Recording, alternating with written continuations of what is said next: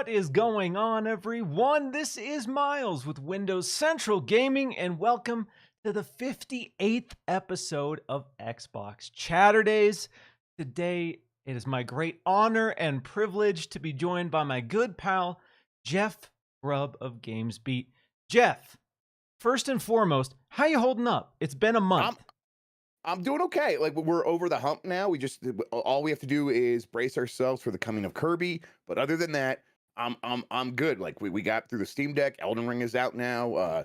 I forget what Horizon was before that. There was games, Dying Light 2. I completely forgot Dying Light 2 came out until just this moment. Dying Light 2 feels like it came out 15 years ago at this Yeah, point. wow. So we got through it. We're on the other side, and now mostly I'm just like enjoying sitting around playing the Steam Deck. That's what. So I'm like, hey, we made it. We got coverage out. Everyone seems to be understanding like what the Steam Deck is, so I feel pretty good about that. And now I'm like, all right, I'm just gonna enjoy having one of these things. Yeah, it's been exciting. Obviously, there's been Elden Ring, there's been Steam Deck, there's been Destiny 2, Witch Queen, Dying Light, Horizon.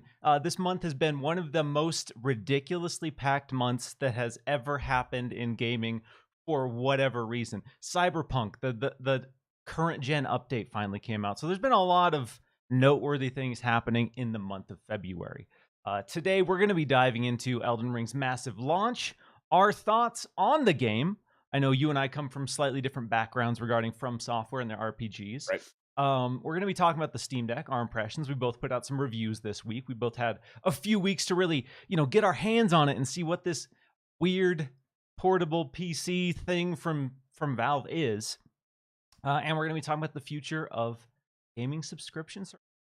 But before we get into all of that, Jeff, for the amazing people here who maybe don't know, let everyone know who you are and where they can find you. Yeah, I'm Jeff Grubb. I write over on GamesBeat, do a lot of coverage there. I tweet a lot about games for the Jeff Grubb's Game Mess, where we try to keep track of what's happening with all the events everywhere. There's a Pokemon event tomorrow. So oh God, that's right. There's like that's right. Yeah, it's not going to stop actually.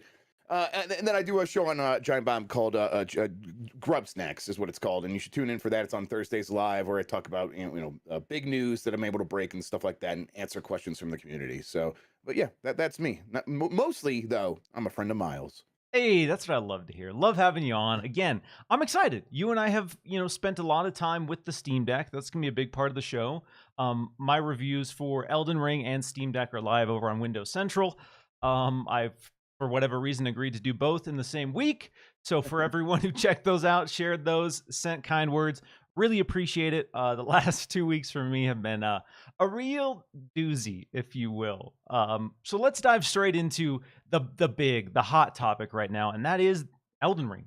It is out after years of anticipation, speculation, the weird build-up saga that you've been a key pillar in with this kind of cultish, feverish anticipation for Elden Ring. It's out. It is out in the wild, and there's been a lot of, leading up to this, there was a lot of people in different camps about expectations for how this would perform. Looking at previous From Software games, none of them really exploded per se in terms of sales, concurrent players. That being said, a lot of people, myself included, thought that this would be the biggest From Software launch by a lot.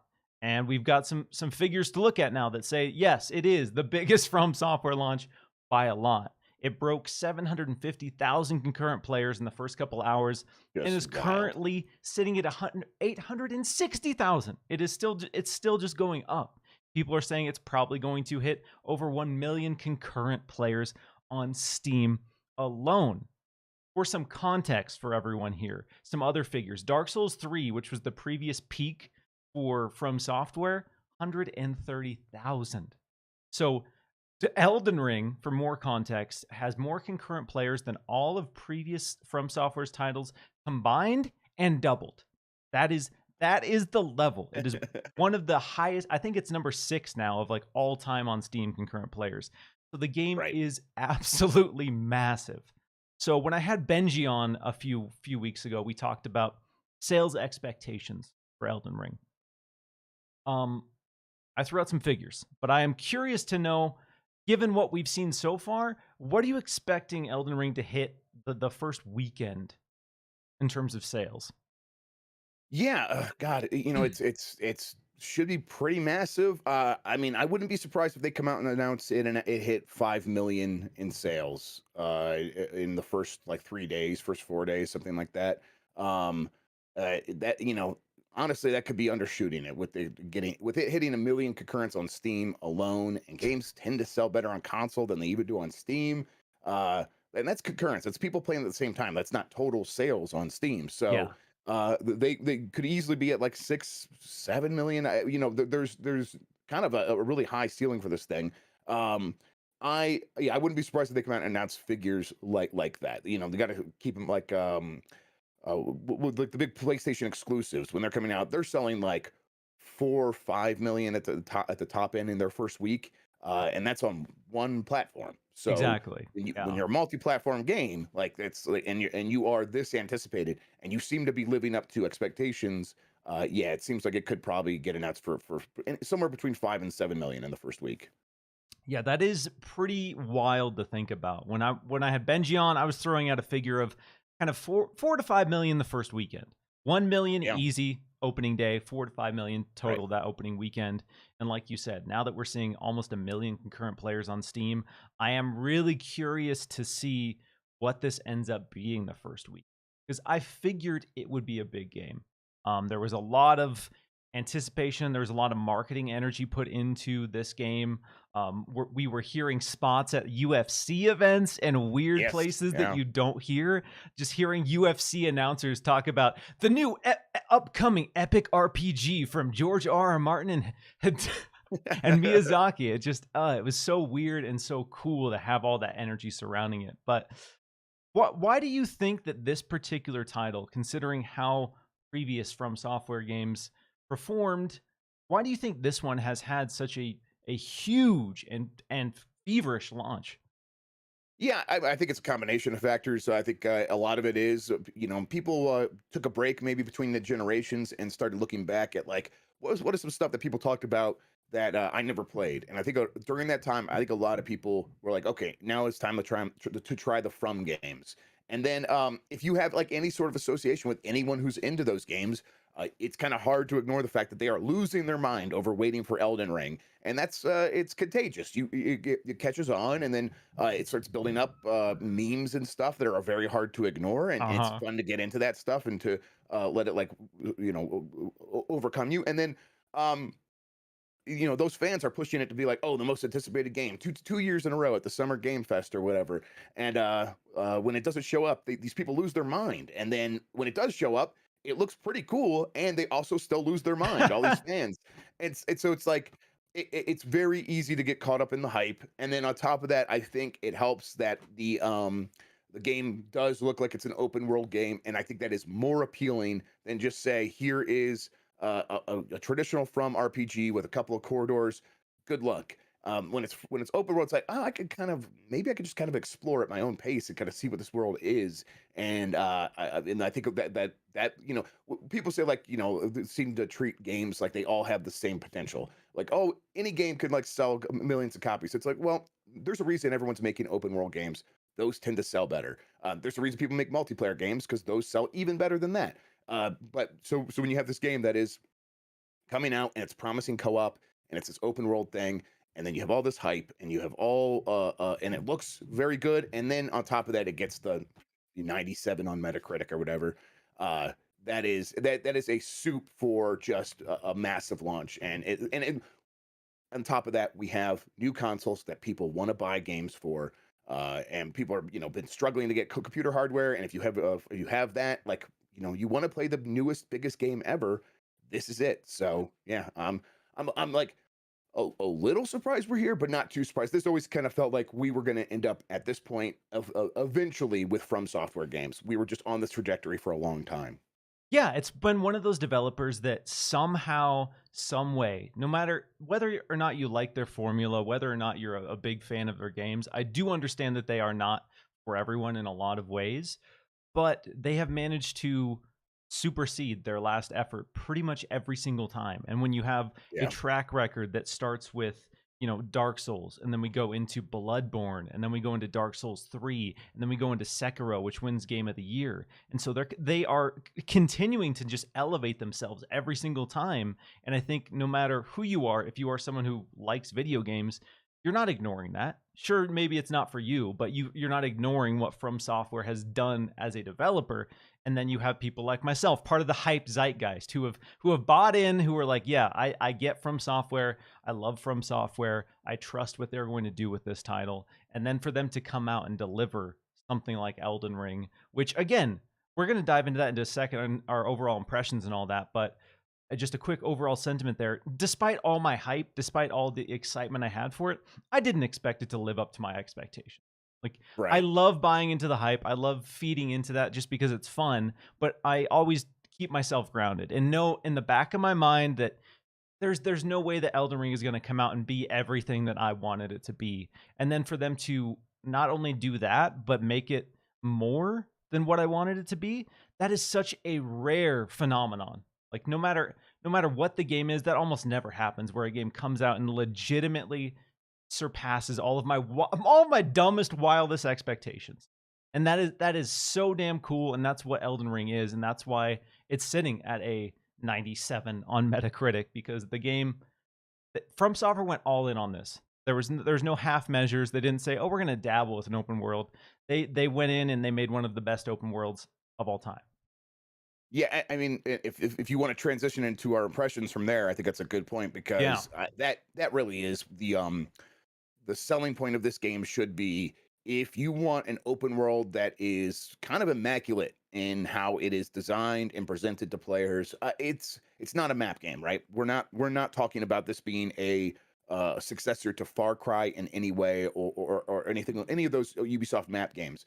This is an open world closer into the vein to Breath of the Wild or Skyrim, things like that, where you are just going to go sit down on this map and you're going to look for the next interesting thing and you're going to go to it.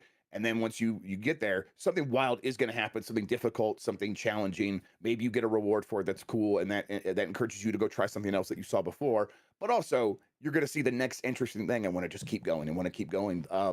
The the aesthetic style of this map also has such a breadth, while it's still existing in a cohesive From Software Gothic aesthetic. But like you have these giant light up trees that are kind of enticing you along, and then you get past those, and like the way the world can change and morph in its style is really impressive. It is it feels like, it's not a living world in that, like, there's like AI going all over the place doing stuff, and it doesn't really have emergent gameplay. That's not what we're doing here. But it is like if you took just one of these fantasy maps that someone like George R. R. Martin describes in a book, and you actually got to go explore that. Honestly, that's been like kind of the promise of the fantasy genre and gaming for forever. And I don't know if any game's ever actually delivered on it like this one does. This is why the game I think people are starting the game and they are like, oh, okay, I'm following this early grace path, and it's telling me to go here, and this feels like Dark Souls 4. And for me, I'm like, I was expecting more because of these review scores. And I get that, but I think you need to just keep playing and also just actually go explore this world that is open. And once you start doing that, it is very easy to see why this game is getting the praise it's getting. Yeah, you're exactly right. I was in the same camp. Again, if this was just Dark Souls 4, let's go. Dark Souls 3 going into this, one of my favorite games of all time. Love Dark Souls 3. Almost zero complaints about Dark Souls 3. So, when people were joking, oh, this is just Dark Souls 4, I was like, all right, let's go. Dark Souls 4? Now you're speaking my language. But the deeper I got, the more that I realized this is so much more than Dark Souls 4. This is so beyond it. And I was worried that, I'm playing some footage of the network test here, and I was worried that this would be the main biome, that the entire game for the Yes. most part would look like this. We just had Yes. Halo Infinite, which I loved. I absolutely loved Halo Same. Infinite. But it was one biome. And like that was a big complaint for me, is that there was no variety really in architecture. In the overworld, you had the overworld, and then you had the kind of interior dungeons, and that was it for Halo Infinite. And still loved the game, still thought it was great, and I was kind of expecting Elden Ring to be that.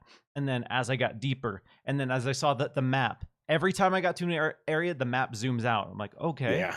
Okay, Like, oh my gosh, it oh can't my get god, bigger than this, and then I go 3, 4 more areas in, and it's just bigger and bigger. So it's this one huge chunk is only like probably a seventh of the game. And every time you go to a new area, you realize that they are all completely distinct. They have a unique color palette. They have a new unique feel. They have a unique atmosphere. The enemies and inhabitants of that zone all feel like they belong in this place. And having that sort of open world experience, it's hard to do. Like you said, everyone wants to make an open world game, and there's been a lot of fantastic open world games, but it's really hard to have that consistency where each of these biomes and each of these worlds feels meaningful in the grand scheme of the game. And Dark Souls 3 for me, the biggest praise I have about that is every single area feels distinct. Every single area yeah, feels memorable. And it takes that foundation and just blows it up. But there's no fluff, there's no filler. This is one of the most dense open world RPGs I've played exactly. in a really good way. It's not, oh, hey, go the stereotypical quote Ubisoft formula where you're going and you're collecting X of these and doing a bunch of side quests. It's dense in a sense that you want to explore every nook and cranny because every time you do, you get something for it. Yeah, and it's on the other side of that. It's also like one of the complaints you hear about Breath of the Wild and Halo Infinite is, oh, these worlds are empty, and I fundamentally disagree with that. That is not. I think they are purposefully scarce so that when you come across something, there's this like build up, and then you have this come down where you're like, okay, I'm gonna go back and into the woods and escape, and then maybe you stumble across something, especially in Breath of the Wild. Breath of the Wild's better about that than Halo Infinite is, but still, regardless, both ways of doing it, I enjoy. I think that with Elden Ring they have really sort of threaded this needle of making a world that is not littered with objectives like a mat game, and yet every every like 50 yards there's something happening. There and it's all, and like you said, it's all distinct and all memorable, and it's like you are it really feels alive in that way. That's what, like when I say it feels alive, and then like there's not AI like going off and like like that you can emerge with, but it is still like things that have been designed.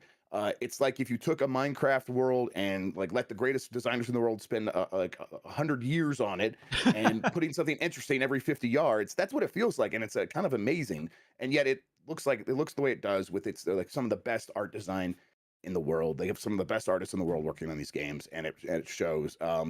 Yeah, I once I started like getting off the path and letting myself go explore and getting sort of flabbergasted that the map just kept going. That is absolutely when I fell in love with this. And like I think me and Mike did a video just a couple hours into the game with giving our early impressions that we posted right when the embargo lifted. And we were like, yeah. Like, I guess we see what people are into this. It seems fun, like it's good, but it kind of seems like another From game. And it's like my sort of temperature on this game has just risen since, and it's just kind of completely flipped. And it's because like, oh, I was not engaging with all of the stuff that they were really putting in here in terms of like, yeah, there is the Dark Souls game that you could go through here, and that stuff is very good, and it's uh edited to the point where it's like, yeah, look, we have this big open world, so when you go to engage with the Dark Souls stuff, that it's just like this like path of really tough bosses, really tough fights. It is pretty short and like intense, and then we're gonna get you back to this open world and say, oh, this is like the way that they are balancing all these things is so thoughtful and so well done. It is kind of this thing where I'm like, I am recognizing From is really good at making video games. It turns out, like most developers would struggle with balancing all these things, and they have sort of nailed every aspect so far for me, and I'm really impressed. Yeah, you touched on the art. A lot of people have been complaining about the graphics, and I feel, that some of that's in bad faith, that a lot of people are just Oh not yeah, interested in the game and are trying to downplay it. Um, absolutely, sure, the graphics are not the most hyper realistic, but the art direction, the art style, the color balance is completely unmatched. Elden Ring has the unmatched. best color balance of any game. You cannot you cannot point to a game to me that has better color balance than Elden Ring. and it's every single zone, like I said, feels distinct. This opening area of Limgrave with the gold and the green, that those colors blend perfectly. And then you get to the next zone and it's deep blues and it's deep golds. And then you get to this nightmarish Lovecraftian horror landscape that's just gross fleshy tones and blood red skies and stuff like that. It's huge. It's so much more than just the graphical quote fidelity of it. And another thing I love about this open world is how much detail there is in everything. It's like you talked about Breath of the Wild, people complaining that that's quote barren. Despite the frame rate inconsistencies people are experiencing, I feel like From Software and Miyazaki in particular, at a certain point they say, we're just going to take the hit. Like, this looks really cool. I want to do this in the game. We are going to do it. And so the moments where you have these dense trees and the wind is blowing and you're watching all of these branches fly in a storm and you're watching tumbleweeds blow by and you're watching all this debris and all of these elements be affected by this weather, stuff like that is so good. It cannot be understated enough. It adds so much. There's these walking mausoleums where you're basically out in the world and you see this giant stone living entity that's a building just walking around, like Howl's Moving Castle style, just walking around the open world. Seeing that for the first time it's so impressive. And we're not going to go into spoilers or anything like that, but Elden Ring, every few hours I was completely surprised. Every few hours they did something I did not see coming. They did something I wouldn't expect. And quite frankly, they did something I've never seen in any other video game before. And when you can do that for someone who just eats and consumes video games all day, every day, like that is the most exciting thing that any developer can do. And I don't know how From Software does it consistently. Yeah, and I think that it is like, I get some people are definitely in bad faith. The From's tech side has always been, sort of the forgotten child of like their development. It needs some updates. It's definitely an older engine in a lot of ways, right? And they just don't prioritize optimizations. Sekiro came out, and a lot of games get 5 updates a couple days after it launches. Sekiro came out. It took them like a month. I think it was like longer than that, maybe like 3 months to get the first update on PC. Yeah. It's just that is what they are, and it's sort of, you got to sort of take that with what they are delivering. And does that sound like an excuse? Hey, guess what? I'm excusing them because the game is so good. And what you said about like, if I have to take some framiness to get this like those trees whipping around in such a realistic and evocative way, like I will remember the way those trees whip around. I'm serious right now. I will remember the way those trees whip around for the rest of my life. It is so the trees, man. Yes, right. Yeah, just that the wind, and like there's like a filter they put on top of them to make it look like things are just getting ripped off them. It's so, I don't know, it's like emotionally connected to the way the world works, and I'm like, okay, no game has nailed the way that like looks like this game has. So I'm like, if I have to take some framiness to get that, I'm going to. But yeah, like the game needs 12 gigabytes of RAM on PC, like a minimum requirement. Minimum 12. That's a lot. This is a game that clearly is not super duper optimized, but this is from making their first big open world game, and they're just gonna say, listen, this is what we have to do to meet our vision, and we are figuring out how to like do the other side of like, okay, we've made these choices. How do we cache the tech side of it? Well, they're gonna maybe figure that out, but maybe they didn't, and still yet I want this game to exist exactly the way it does. And if it improves, that's great. But as it exists now, it is still this great game. Like, if it never improves from here, for me, like the way I've been playing on the Steam Deck, and it's been, we started at like around 30 frames per second. Some updates got it up to 45 frames per second. I've been playing on medium settings because go down to low settings, it doesn't make much of a difference because again, it's about RAM and CPU. And I'm like, hey, this is, if I play it like this the entire way, even just that is good enough. Now, when I get it at 60 frames per second on the 3080 Ti, it's like, okay, that is a big difference. But I just, it's not worth getting hung up. It's not a reason to not play this game, in my opinion. Yeah, I've seen people say that, oh, this game can't hold a stable 60. It's running between 50 and 60 frames on Series X. And I'm like, that's really going to be a deciding factor for you to not play this game? Like, I mean, so many other games are about like their tech. Like, so, like, I mean, if The Last of Us Part 2 came out and something about the tech was broken, well, the game is about like being wowed by its tech. This Exactly. game's not about that. This is about its art design and about like finding that interesting thing every 50 yards. Like that, it's a completely different sort of proposition that it's giving you, and that's so yeah, it's gonna get an excuse because it's doing so many other interesting things. And I always use the example from Sekiro of this area in a forest full of monkeys where Miyazaki and company said, I don't care how this runs. I literally Yeah, don't care that this is running at 15 frames Jesus, per yeah. second. I'm putting 20 monkeys on the screen. You're fighting 20 monkeys. What a And game! That and game's people so good. people are like, Miyazaki, no, please, let's take some monkeys out. It'll run smoother. No, I don't care how it runs. I am envisioning 20 monkeys on the screen at one time, and we're Yep, doing it. And and that's the stuff I love about this, where at a certain point, the vision supersedes the performance, yep, supersedes the tech. Like, I have this cool idea, and we're gonna do it. And if we're dropping 10 frames, sorry, that it yep. is what it is. And again, people can be upset. I get it. We're in this modern age where people are expecting certain things. They're expecting lock 60. They're expecting more than 60 in some cases. Um, but for me, as someone who's played Dark Souls on Xbox 360, someone who's experienced Blight Town in its purest form, an Right. entire area that runs at 10 frames per second, Yeah.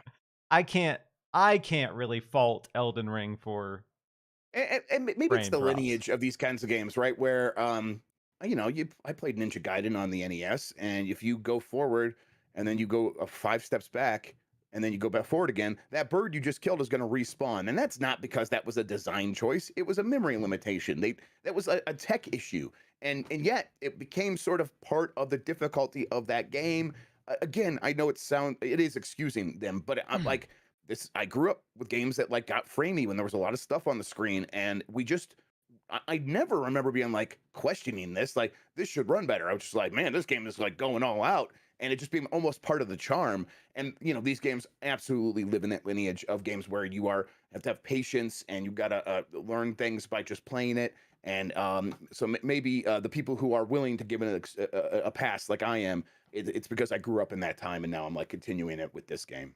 Yeah, that's probably what it is for like folks like you and I who've been playing stuff since the days where performance did not matter in any capacity, Yep, and maybe coming off Pokemon Legends Arceus. For good me, point. I was like, you know what, because I played on Series X. I played on Series X with the VRR display, and even before the day one update, the only time that I would ever notice any sort of frame drops was when it was raining. For whatever Yeah. reason, the rain sequences in this tax it. I heard it was the same on PS5, same on PC.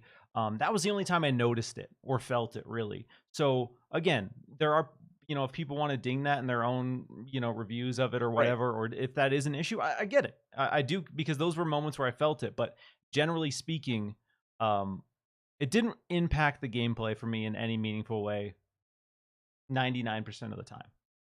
Same. So yeah, it's exciting. So Jeff, again, I'm the From Software cultist. A lot of people are like, don't listen to Miles. He loves From Software because he's just some From Software stan, whatever.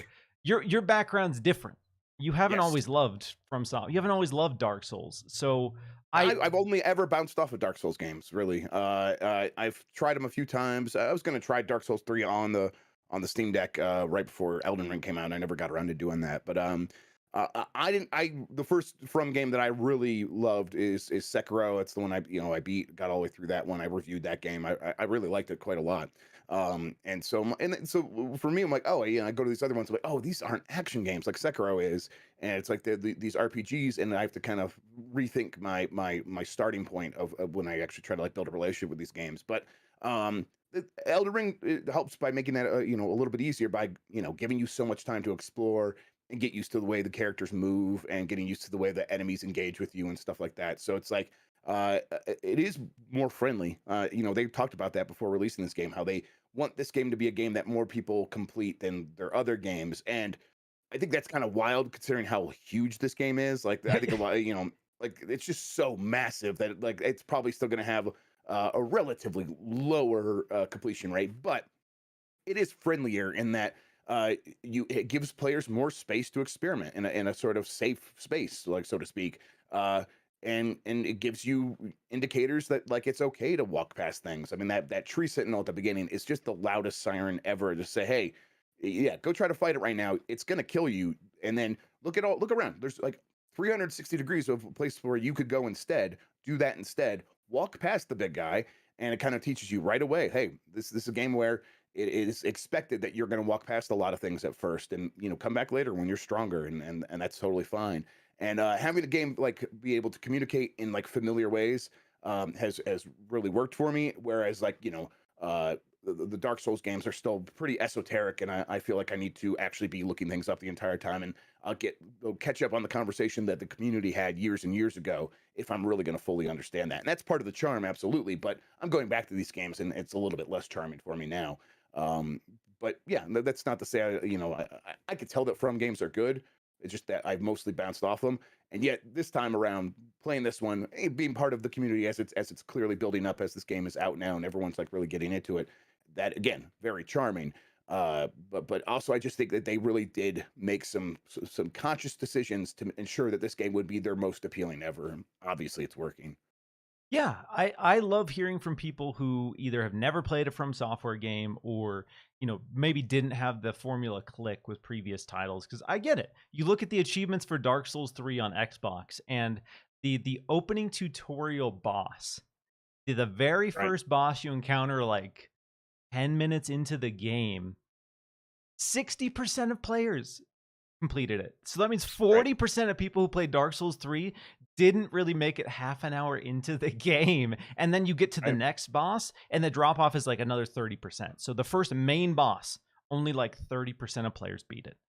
From there, it kind of levels out, and that's the dedicated 30% hardcore that are seeing it through. But yeah, like you said, there are a lot of people who played it and just dropped off. And I get it. Like the games are tough. They're demanding in a lot of ways. And I was curious to see where Elden Ring was going to land.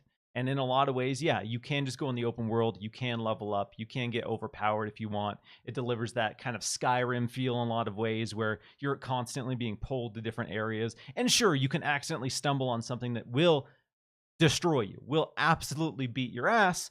But this game encourages you to run. This game, like you said, the tree sentinel at the beginning is your first sign that if something looks mean and scary, it is. It really is, and you should treat it as such. So if you see a dragon swoop down and you're 5 minutes into this game, maybe don't fight the dragon. Right. Yeah. God, I learned that the hard way because I'm like, man, I want to go just see what I could do to this dragon. But yeah, they show you that, and then they give you the horse, they give you torrent, and being able to swoop in and out of combat really quickly. It's like, yeah, think about okay. The thing about this game is most of these character classes, at least the one I chose prisoner, and I'm like, this just feels like me. Like this just feels like a guy, if a normal guy just went into this world and like he found a magic wand, yeah, but this guy's just like me. Like, how would I survive in this world? And for the most part, it'd be like standing back, running in when the guy is distracted for a second, getting a hit off, and then running the hell out. And I'm like, what's that, like a brace? They're like, I am not ever really supposed to go toe to toe with a lot of these things. I'm not supposed to be like the greatest martial artist of all time. Like, I'm not, this is not Sekiro. And it's like, oh, okay. So like, I'm just going to try to survive. I'm going to role play this game. And once I started doing that, it's like, I'm finding ways to cheese everything just like I would really have to actually survive in this world. And it's very, I don't know. I'm finding that very fun at this point now. Yeah, I think that's an excellent way to look at it. Is a lot of these characters you start off as some schmuck. You're just some schmuck out in the world. These basic dudes that you fight, like they are a threat to you. And then as you progress, you really kind of feed into the power fantasy of your role. Eventually, you become this epic badass. But in the beginning, you are very much just trying to figure out how to survive, like how to cheese stuff, like what is the counter to this? What's the easiest way I can do damage to this thing without getting punished for it? And it is just, you're just a average person in this world. And some people, I get, they want that power fantasy where right out of the gate, they are just beating ass. Nothing can touch them. And Elden Ring, and really From Software games in general, are not that. Everything is a threat at the start. And it's kind of cool to watch that evolution and really kind of, like you said, role play as this character in this unforgiving world. Yeah. I'm really enjoying that. And yeah, like I could tell, like I'm learning. A lot of the leveling up is, yeah, your character is going to get stronger, but that's sort of a smoke screen for what's really happening, which is you are learning the world. You're learning how to survive. You're learning the signs that characters give you when they're about to attack and stuff like that. So that if you were to go back and start the game over once you completed the game, you would be in much better shape because you've learned so much, and that's going to be the real leveling up. And this game does a good job of giving you that smokescreen enough, so you're like, well, if I just keep playing, my character's going to get stronger, and you're not even thinking about the fact that you're learning. And that's important, I think, for a lot of like people where it's like they don't believe necessarily that they're going to get that much better, and so this game gives you that enough of that carrot to keep you going, and it's really well done. Yeah. So, quick pro tip before we move on to the next topic here is if you are dabbling in Elden Ring, one thing that this game does a lot better than any previous From Software game is it tells you explicitly what the counters to certain things are. So, these vendors, they'll sell notes, and you'll just have this weird cryptic note that you can buy for a couple hundred runes, but it'll be a fundamental way to counter something. There was a cave where I was fighting an assassin character who was invisible. And so it was in this cave full of water, and I could see his footsteps in the water, but this dude would just come and backstab me over and over and over. And I was just getting so frustrated. And I was like, this is impossible. This is terrible. Why on earth would they ever put this in a game? This is stupid. And then I went to a vendor and he had a note and he's like, oh yeah, so these assassins that you fight, if you hold up this torch, it exposes them. And I'm like, oh. And then I went into that fight with that torch, absolutely destroyed the dude. Absolutely wrecked him. And so there's a lot of stuff like that where if you don't know the counter, it seems like there is no counter. And previously in From Software games, you just had to figure it out. There was Right? no Yeah. way, you didn't get any help. You just had to find this random item and it said something cryptic and you had to just know to use this item in this fight. And then here, a lot of people are explicitly telling you, do this and it will be easier. And I really, really appreciate that for myself and especially people coming into a From Software RPG for the first time. Well, yeah, and that's the right pro tip because what you're really saying is there, go explore, go talk to people, go talk to NPCs. Uh, if you are having trouble with anything, just run the other way, see what else is out there, go find a cave, see what you could find. I mean, like there is an item in the world that makes the first big major boss trivial. And Yes. if that sounds nice to you, if you're having a lot of trouble with Margaret, whatever his name is, you just keep exploring and eventually you'll find it. It's in that first area. I'm not going to spoil it beyond that, but it's like uh, that sort of stuff is out there. And if you just explore, almost certainly eventually you will come across something that's going to help you. And that I think that's what they want you to be thinking in this game is that you should be leaning towards exploration first and foremost, and it should be a greater percentage of your pie than the actual just trying to progress through by fighting the biggest and baddest enemies. Yes, exactly. Because a lot of this game is about, going to an area and then realizing I probably shouldn't be here yet. I'm not ready for this. I'm not doing enough damage. I'm taking a lot of damage. And they just allow you the freedom to freely fast travel wherever you want. So you can say, I haven't been to this area of the open world. I'm going to go check it out. And like you said, that item for that Margit, the first skill check, that fight, I'm like, just as someone who's played them all, that is a tough fight for the average person Tough. just coming It's in. really hard. Yep. Margit the I think Fell Omen is a tough yeah, fight. Jez told me he's like I lost on that one more than I lost in all the other bosses in other games combined. So he's probably being a little bit overstated, but that's probably. I mean, it is very difficult, especially if you're a low level. I mean, you think like eventually you can break through, and there's ways to do that.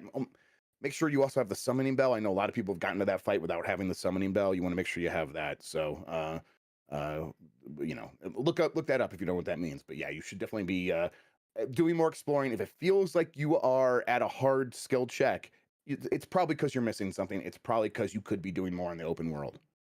Exactly. And that's the biggest thing. And that's again, feeds into why I love this open world so much is because everything you do is rewarded in a way that not only helps you progress as a character, but will fundamentally give you the tools and information you need to, you know, handle these seemingly overwhelming obstacles. And like you said, that Margit item is such a crucial, crucial clue as to what you should be looking for as you progress to each of these big baddies, because each one of them has something you can do that's going to make it a little bit easier. So I'm going to give a quick shout out to the 242 people rocking with us today. If you are digging the show, hit that like button, share it out. If you are listening on podcast services, be sure to rate the show, follow the show, all that great stuff. We got some amazing super chats here that I'm going to get to. First and foremost, Jeremy G says, dibs on the first super chat. Keep rocking. Appreciate you, Jeremy. Mr. Joanna Dark. How is the emulation on the Steam Deck? Do you need to dual boot it to run ROMs? Jeff, can the Steam Deck run Resident Evil Code Veronica, the goat of Resident Evil? We'll get more into It Steam almost Deck, certainly can. We'll talk about that soon, though. Yeah. but you can comment on Resident Evil Code Veronica if you want. Have you I tried haven't that? played that one, but I'm almost certain it can. I mean, I'm literally playing NBA Street Volume 2 on Dolphin right now. So Yeah. yes. Hunter Smith. Did Bandai / From just forget to turn on the Elden Ring servers on Xbox? Every login attempt has failed since launch. Yeah, I guess we can touch on that real quick. I've been seeing a lot of reports from people who are saying that they get like a failed to connect to the network on Xbox. I have to ask, and this is just a social experiment, because I know two people who are having that issue, and both those people that are having that issue did the old New Zealand switcheroo with their region to play the game early. Uh-oh. So Hunter, if you're still hanging out here, let me know. I'm not saying that is 100% why, but I'm wondering if that has caused some issues with certain players, because there are a lot of people saying I cannot access the game. I don't know what the percentage is, but I'm curious to see if that region switch has fudged some people, because I know 20 people personally playing it, and only 2 of the people that are having those issues for me are the 2 people who did the New Zealand thing. So let me know. Jeff, what about you? I'm sure you've seen it, but do you know anyone personally who's been struggling with the failed to connect? Yeah. I've seen some people on Twitter who I follow talking about like it's never connected for me on Xbox. So I wonder if you're onto something there. That's probably right. I played it mostly offline because throughout the review period, the easy anti cheat was not working on That's right. Proton, on Steam OS, on the Steam Deck. So I was playing it offline mostly, and now it's like right before they're like, we did the work to get this working, and like it sounded like Valve like helped to get it work, and I'm like, to get it working. I'm like, huh. Wow, that's I was not expecting that. Like that's like a good sign that like they're not just gonna be like, well, good luck, everybody. Like Valve's like, we're going to take responsibility for making sure that big games like this actually function the way they should. So yeah, that was cool to see. Yeah, shout out to them. It's with a game that big launching on the same day as the Steam Deck. You got to make it work. Yep. Eric the Red 06 says, do you think journalists / reviewers expose themselves gaming media this week with their rush to post review scores without ever completing the game? Do you want to take this? Yeah. Listen, I know people. It's very easy to think linearly. But you review the game after you beat a game. Gaming's changed a lot. There are games where you simply cannot beat them because they don't have an ending. Like go Call of Duty multiplayer. Well, you got to beat that before you could review it. Well, there is no beating that. Games like where you are primarily playing with co-op, like if you're playing with your friends or something, I don't necessarily care about the ending of that. I want to know what the experience is like when I'm playing with my friends. Skyrim, if someone does a review of Starfield and they just played the critical path and got to the end, that review is worthless to me. I never beat Skyrim. I've played hundreds of hours of Skyrim. I've never beaten Skyrim. Your review beating the game is worthless to me. My opinion of this is you should try to play a lot of the game. You try to have a pretty good take on, or pretty good grasp on overall what the game is. You should try to beat it. But even if you don't, if you've played 60 hours and played, like that's what our reviewer did. Our reviewer played 60 hours, had not quite beat it, but he said that, was open about it, and then said what he did get to, and presented his review as such. And to me, that's still a pretty valuable thing. These things, if it bothers you, call the cops. What are they going to say? We don't care. This isn't actually a real problem. If it bothers you, go read another review of someone who did beat it, and that solves the problem to me. So that's, I mean, listen, I get it, but it's like we're just trying to police something that doesn't really need to be policed. Yeah, I understand where people are coming from, and there are games Right. where beating the key story is a crucial part of the overall experience. Yep. Um, so yeah, I've seen a lot of people complaining about that and complaining about, people not completing a game and throwing an official score on it and stuff like that. And I was open. I played 71 hours of Elden Ring for my review, and I didn't roll credits on it. So again, if that is a problem for you, then okay. If Yeah. 71 Okay. hours to you is not enough to articulate a full, concise opinion on a game, then okay, Yeah, then okay, find right? someone Yeah, else. exactly. Like, If you're allowed to criticize us too. Like we're criticizing a game. If you don't like the way we do it, criticize us. That's yeah. fine. Our suggestion in that case is okay. Go read another review, or ask for your money back. Oh, you didn't pay anything to read it. Okay, well, then what are we talking about here? Like, come So on. yeah, so I get it. I get where people are coming from, but then you start to dictate how someone should play a game, and you get into these Oh, technicalities. right. Technically, you didn't do this. Well, like you said, if someone just plays an open world RP, I had somebody saying you should have just blasted through the main storyline only. Oh, And like, that no, would have no, been that is a such a poor choice. huge disservice to this game. And It is the wrong way to play this game.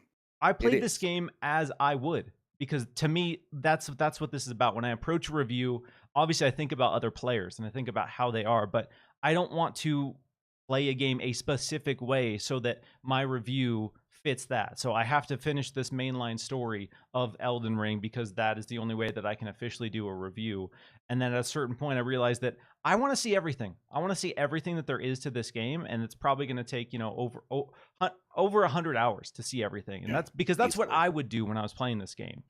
I saw almost all of the biggest areas. I saw almost all of the biggest bosses. Um, Again, I get where people are coming from, but it becomes this thing about dictating how someone has to play a game. It's like saying if you're Yeah, reviewing a and fighting games are game, not you have movies. to You play don't just every sit down single and watch it. fighting Yeah, character. You have to play every single fighting. You have to use all of their moves, and then you can't. If you don't do that, you can't do a review. And right. And it's that doesn't make any sense because people don't play the game.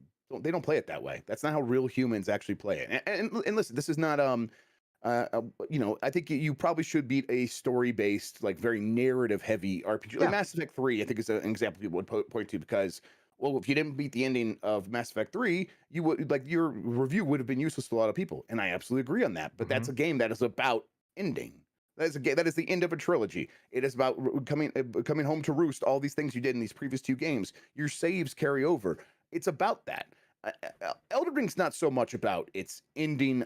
It seems to be more about the experience of the world, and if you can accurately and astutely explain why or why not you enjoy what they presented in this open world, and then in terms of its combat and all this stuff, if you can do that stuff, your review is going to be useful to the most amount of people. And just be honest. As long as you're honest with what you've done, I think people can say this review isn't for me, and that's totally fine. exactly. So I've seen people share their opinions and be vocal online, and that's perfectly fine. Um, but again, yeah, if it's not for you, that is fine. Um, but don't make it your mission to completely eliminate someone's work. Is what I'll say on Yeah, that. you don't be a cop about it. Don't be like, I need to save the world from this review. Like you're not. Exactly. The That's integrity not of the entire video game industry has been right. shattered because Miles only Right. played 71 hours of Elden Ring before he wrote his review. Exactly. Right. Exactly. And that's all I'll say on that ever again, I think. Harjeet Chani says, "Hey Jeff and Miles, did some Souls game come out? Tried it for an hour or two and uninstalled. Can't ever seem to get into them." Harjeet, I get it. There's gonna be a lot of people who buy into the hype of this, who are like, "Yeah, let's go. I've hated their other games, quote unquote, and I want to check this out." And then they're gonna get to that point where they're like, "Damn it, this is very much a Souls game in some ways." And if you just, again, if you are plowing through that main path and you are playing it as a Souls game, you will feel that way. But like Jeff and I said, if you just go and explore the open world and really soak it up, I think it'll make those fights easier. Because if you're doing the mainline path, oh my god, I tried. I tried doing the mainline path at first, and Same. it beats your ass. I had fights take me 20 plus tries, and I was like, Oh it yeah. shouldn't be taking me 20 plus tries. And then I just said, you know what? I just need to go out and I just need to explore the world. And as I did, I got more powerful, came back to those fights. I right now I have a boulder one of my spells is I pick a boulder up from the earth and just hurl it at people, and it kills everything in like 2 hits. And I'm just this boulder throwing god now, and it just so that boss that took me 20 tries, coming back and just steamrolling it with ease. So that Boulder Throwing God is my favorite Eminem song, by the way. Jonas Lefever says, Game of the Year fight, Elden Ring versus Starfield. You're forgetting one key contender there. Kirby and the Forgotten Land, baby. You better not, you're going to get mouthful mode all over you if you're not careful. Boy. Come on, now throw some respect on Kirby's name, damn it. All right. But no, what if Kirby is still Game of the Year? Wouldn't that be incredible? That would what would that game have to be for that game to be Game of the Year? That would be nuts. Jeff, I can't wrap my mind around it because me neither. Like as much hype as there is surrounding Starfield, that game's going to have to deliver something astronomical to stand toe to toe with Elden Ring. Yeah, I will say it has a little bit better of a chance than Horizon, or I think Zelda Breath of the Wild 2 will, because I think those are going to have a lot of like, oh, this is more of what they were doing, and there's an inherent sort of, we don't want to reward that thing happening. I think people have already begun saying that about Horizon. But you know, Elden Ring is going to be right there saying, hey, this is From doing something new for them and doing it kind of better than anyone else has done it when it comes to designing open worlds. So Elden Ring's got I think a huge advantage when it comes to Game of the Year. Yeah, it's going to be interesting. Obviously, again, I've been vocal about the fact that sci-fi for me, it's a tough sell. I love the idea of a new Bethesda IP, but I'm really going to need to get my hands on it and see what they're doing with that. And I'm really curious to see how that stands now that I've played Elden Ring. And again, when I put out my review, I was really writing a review in general is just weird. Because you're spending all this time isolated with something, and then you're like articulating your thoughts on what this means, and is this game important? Should people play this? Where does this sit? And I'm like, am I just a From Software stan? Is that what this is? Am I just too dumb to see the faults of this? And I was like, okay, no, this is how I feel. Without any hyperbole, this is what I think about this game. I think it's a game that's as important as, Breath of the Wild, as important as Castlevania Symphony of the Night, and does all these things. Like, I'm just going to put it out there. And then seeing so many other people kind of echo the same things and share the same feelings, it's cool and weird because, again, you don't really know how your opinion is going to land. And at the end of the day, reviews are just opinions. I have people that use the argument, a review should be objective. Ew. That is when you're reviewing art, music, movies, film, it is 100% subjective. There's no such thing as you can talk about like, okay, well, I can have 100-point scale, and if the frame rate dips 6 to 7 frames, I have to take off 2 points from this 100-point scale. And you can, if you want to do that, but that is the most boring thing that I can wrap my mind around. But it's worse than that. An objective review is a lie because you are not saying what you really experience. You are trying to pretend that you could be other people and say, this is what I think everyone will sort of feel about this thing. And that is inherently a lie. You are not telling the truth of your experience. You want reviews to be subjective. That's the only actual true thing that there is when it comes to review.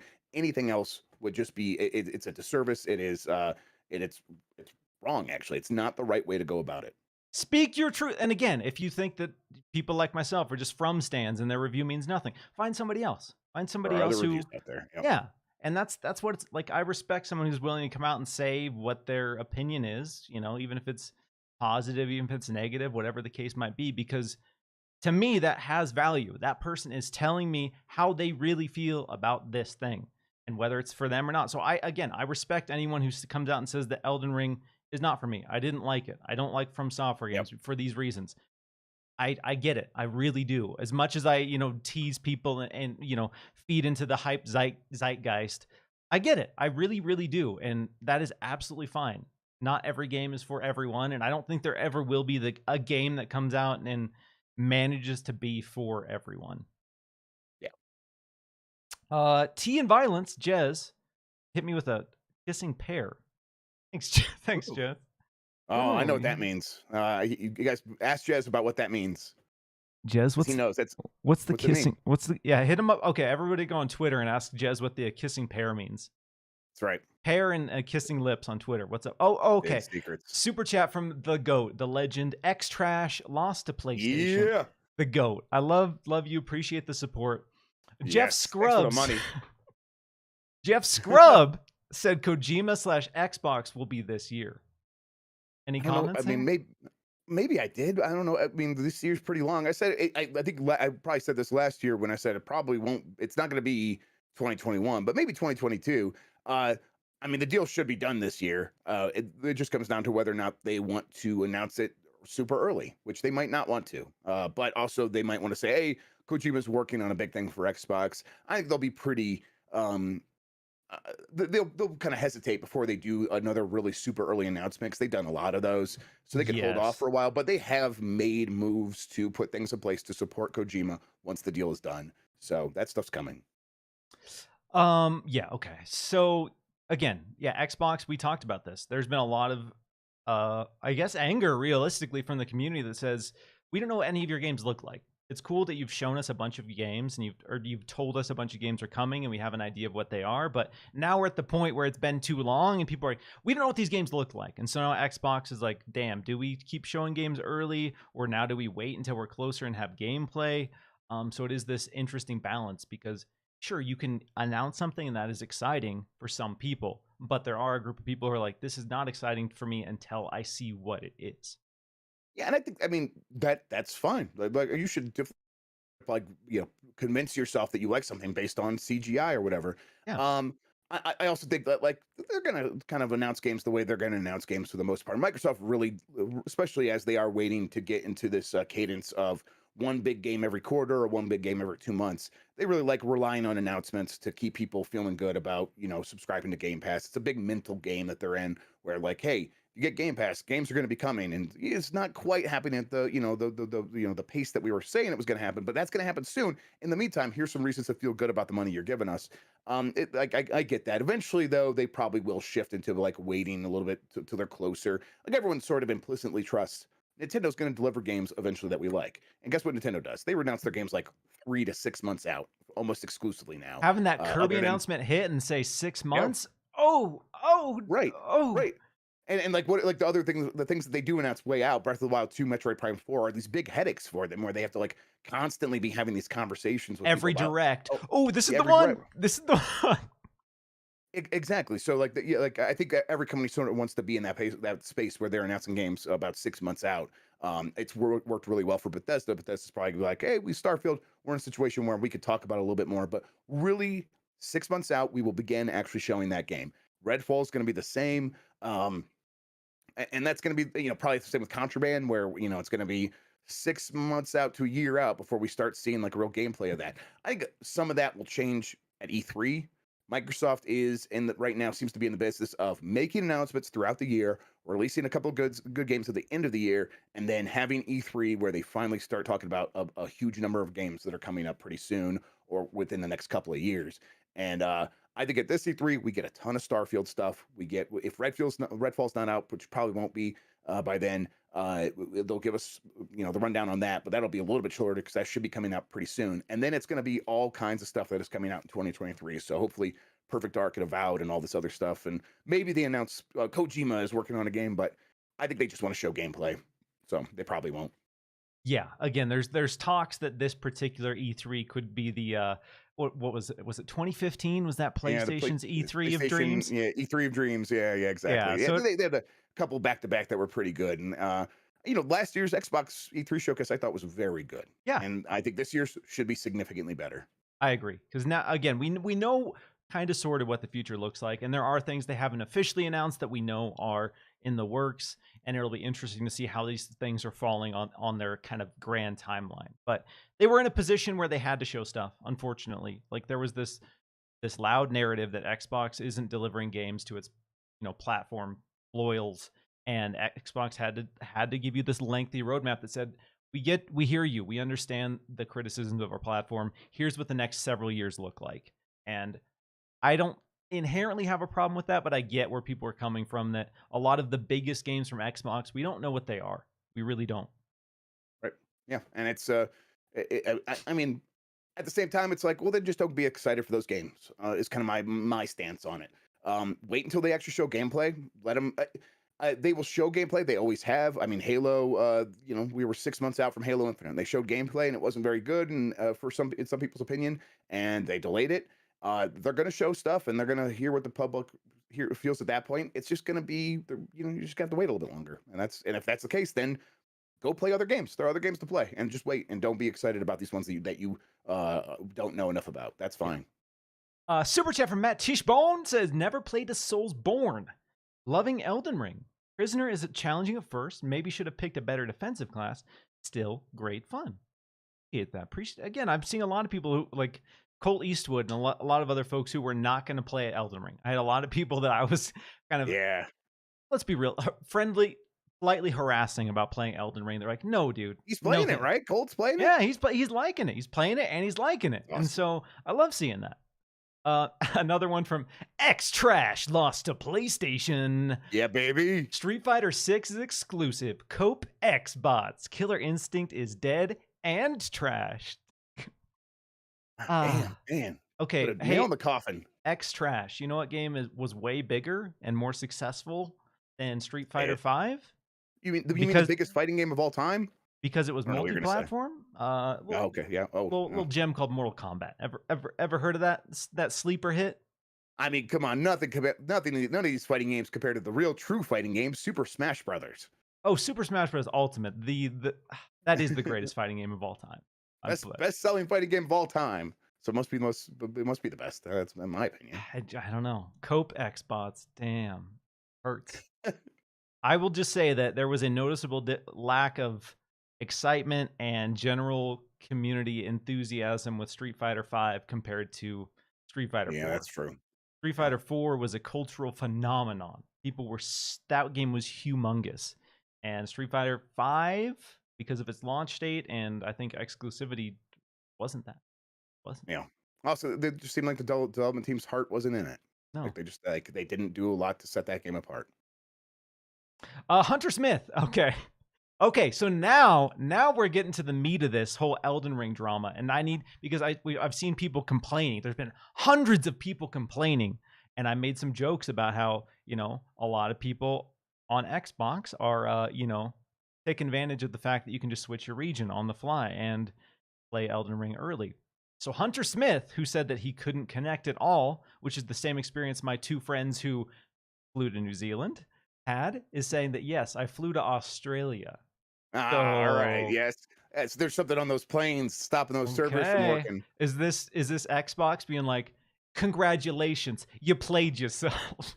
I'm almost certain it's just From's Tech being like, I'm confused. I don't know what to do with it. It's your time. It's saying your time is this, but the time that we have registered with the game is this. Yeah. Yeah. Your IP address is weird. Oh, no, please shut it off. You can't. No. So yes, that is an interesting development. I'm curious to see of the percentage. I think you solved this problem. I think so. Right. Let me know. Hit me up on Twitter if that's you. If you can't connect and you did go to a different time zone on Xbox, let's go. Let's get it. Nick Turbo says, "Do crimes." Listen. I could do crimes. I'll do crime. I'll do crime right now. Let's play some NBA Street Volume 2 on my Steam Deck here. Yeah, come and get me, coppers. That's right. Do it. You can't handle it. Okay. One more super chat before we jump into Steam Deck. RRD says, Jeff, does Xbox have a secret release this year? Probably not. No. Listen, I've been oh my god, last year. Their slate's dead. I've been saying since last year that 2022 is going to be pretty light. It is going to be Redfall, Starfield, and Forza Motorsport 8. That's kind of going to be this year from Xbox first party. If they have secret games, I would be very surprised, first and foremost, but also the more likely maneuver here is spend a lot of money to get day and date Game Pass games. Yeah. That seems like to be the move that could happen sooner rather than later. I agree. I think that's going to be the big play to fill some of these gaps because they realistically know what they're going to be able to deliver. And they can't magically make these games come sooner, so they're going to look to their partners and say, "Hey, what are your biggest games? Let's wheel and deal. Let's get some hype going. Let's make Game Pass look cool.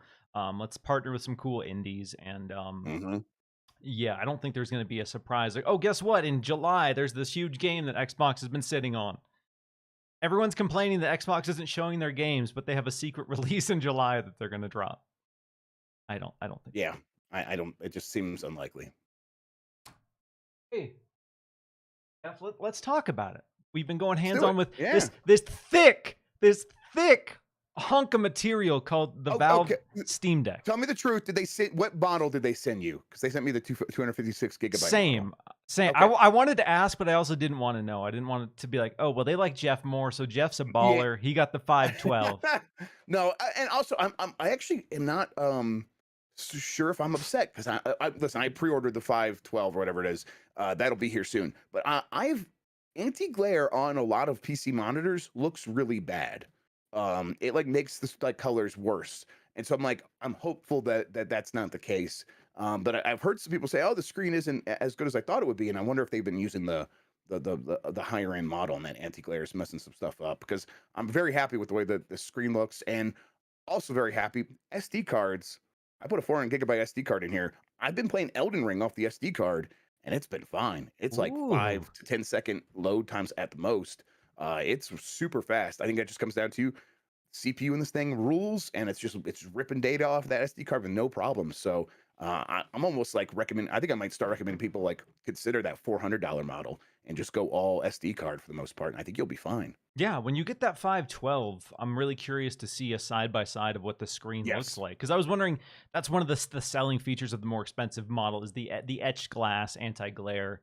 And like you said, Right. I'm wondering if that impacts the display in any It sort of does on way. PC monitors all the time, but that could just be like PC monitor manufacturers cheaping out. And I don't think Valve is cheaping out on anything with the Steam Deck. Yes. So we're obviously going to dive straight into all of that because it is out for some people. It's the weird staggered release, so the Q2 Right. for others, but these have started shipping and people have started getting them. We got ours, I think, roughly the first week of February. So we've been testing for about 3 weeks with this. And before Yes. we go into our impressions, where were you at ahead of this? Obviously, you had pre-ordered the 512, so you were excited about the concept. We had seen the Steam console in the past. We had seen Valve dabble with dedicated hardware before. So where were you at with the Steam Deck in terms of what it could be ahead of getting your hands on it? My position was I was very excited because it seemed very good on paper, and also the way that Valve was sort of speaking about it and positioning things and doing a lot of work on Proton, which is the translation layer that gets Windows-based games to run on Linux, which this is a Linux computer. Um, the it was hard to kind of like I think a lot of people are going to look at it and they're going to see it's pretty big, and they're going to be like, wow, that seems unwieldy, and it seems also pretty expensive compared to a Switch, and all of that is very. I think it's the wrong way of looking at it. So when they announced it, I was like, that is an incredibly powerful computer for that size and at that price. Yes. And like comparing, I was like, I've long been considering getting a Win or GPD Win 3 or something like that, or a The Aya AO Neo. Neo. Yeah. Yeah, these things are $1,000 to $1,300, and they are running kind of the mobile versions, like the weak mobile versions of Intel or AMD and the AMD stuff, and they're getting more powerful and they're getting more efficient. But even at $1,000 to $1,300, those computers are not as powerful on paper as the Steam Deck was, and the Steam Deck was a third of the price, a half the price, like depending on the model you got. And I'm like, okay, I'm definitely getting the Steam Deck. I've been wanting to get one of these. This is just the price to performance on paper is too good. So that I was like ready to love this thing. My concerns were, what is SteamOS going to be like compared to if I were to install Windows? And so I was waiting to get my hands on for that, and that's good. So when I got it, I'm like, okay, the first thing I'm gonna do is just kind of see how I can live with this thing, and then I took it from there. Where were you at? So yeah, I was going into this where I in my current work from home state, I was really excited about the possibilities of having a device that gives me the disconnect from my PC. That allows me, because I enjoy PC gaming, but when I sit here right here in this same spot all day and I work here and then I get off work and then I play games here, even if it's just going to a console and grabbing an Xbox controller, having that disconnect from my PC, it's necessary for my mental health. And so I was Yes. excited about the possibility of a device that would give me that. I Yes. also was in the camp that I thought the form factor and the button layout looked terrible. If I'm being brutally honest, when they first revealed it, I was like, those buttons and that control scheme looks like it's going to be a nightmare. Like how, like, because I have complaints about holding the Switch with the Joy Cons, getting the hand Right. cramp. So I was expecting it to be kind of amplified. I was like looking at the rear buttons, looking at the track Yeah. pads, looking at everything at this and say, not only is this thing absolutely massive, but the button positioning looks terrible. It looks so unnatural. So that's kind of where I was at. I was hopeful that it would deliver. Like you said, on paper, the performance to price ratio on this is incredible. When you compare this again, it is more expensive than the Switch. The Switch OLED is $350. The 64 gigabyte Steam Deck is $400. So for 50 extra bucks, if you look at the specs of the Switch to the Steam Deck, Uh-huh. my God, that's a jump, dude. That is an Yes. astronomical I mean, jump in a- performance. and it's okay. I mean, let's get into it. Like, I mean, the proposition there is okay. Yeah, it's more powerful, and you should be able to play many of your Steam games, and at least many have been verified, and then maybe some of those other ones will work, right? So you start playing those games, and what is it like? It's friggin' amazing. Resident Evil Village, 60 frames per second, looks incredible. You can turn on FSR to get like that solid 60. It's incredible. Like, and how does Resident Evil Village run on the Switch? It's not on the Switch. Like that's the point. Like that's the difference here. Is there's so many games that you could try to see if they're going to work on the Steam Deck, and almost always they do. I've played 20 hours of Elden Ring on this thing. Elden Ring not on the Switch. God of War is about 55 frames per second with minimum input for me from trying to change the settings. I just kind of went with I think recommended, and I just started playing 55 frames per second. And the battery lasts 2 hours. It's a big concern for a lot of people. For a big game like God of War, it lasts 2 hours. Yes. That's very good, especially when you compare it to how long it lasts on the Switch. God of War's not on the Switch. Like this is the point. Like you have the option to play these games if you want, and not just like the option. They are running very well. We're not talking like eking out 30 frames per second here. We are talking about real life PC gaming, 60 frames per second with all the Yes. inputs that you need. It delivers on all of those promises, sort of to me, without fail. There are certain exceptions because of Proton and anti cheats. So, like the Master Chief Collection is not working yet because of anti cheat. But we've seen with Elden Ring, they've already updated the anti cheat to get that working. So it's possible. And with the support that this thing's getting, it feels like it's just a matter of time. But if you don't want to like count that in like the pro column, like okay, Master Chief Collection doesn't work right now. I think Halo Infinite doesn't. Halo doesn't Infinite. work right now. So No. yeah, okay, well, all right, let's hold that against it. But Halo Infinite isn't on many portable things, so like it's kind of that's kind of like the way I'm coming at it. If this is going to be your primary PC gaming machine, okay, then I could consider it. But at that point, like you're still talking about a very expensive laptop that you're gonna have to get to run a lot of these games, and it's unwieldy. Like I mean, I need something that fits into my life. I need something that I got two kids running around all the time, and I want to kind of be able to keep up with them. And so I got a gaming laptop. I'm like, I'll bring the gaming laptop with me. I'll sit on the couch. They'll play on with their toys over here, and I'll be able to spend time with them. And yet we'll all be able to like engage in the things that we like. And that has been, first of all, if I try to do it on battery, the laptop battery lasts 30 minutes while I'm playing a Yeah. game. Yes. It, Yeah. it's like it's completely unusable. So I have to plug it in. I'm dragging this cable with me everywhere. It doesn't fit into my life. This thing does instantaneously. It has fit into my life in a way that I'm just like so appreciative of. If you are someone who has ever like I've gotten really into handhelds recently, not just the Switch, but like I've been buying a lot of retro handhelds because I'm like I just want to kind of have stuff with me. And the Steam Deck is this sort of unbelievable proposition of saying we are going to enable you to bring real PC gaming with you, at least around the house, maybe when you're traveling. And then beyond that, it's going to be like, okay, well, you're not going to like keep the Steam Deck in your pocket because it is too big for No, that. So God, no. that is the sacrifice that is being made here. It is a bit too big, it's a bit too heavy, but then everything else works kind of like you would hope it would work. And I've been blown away with it. And for me, I mean, this is the way I put in my review. It's my favorite gaming PC ever. I think it's probably the best gaming PC ever because it's just you kind of can't deny that what it's doing right is something no other gaming PC has ever even tried, and it's doing it right and great, and it's fantastic.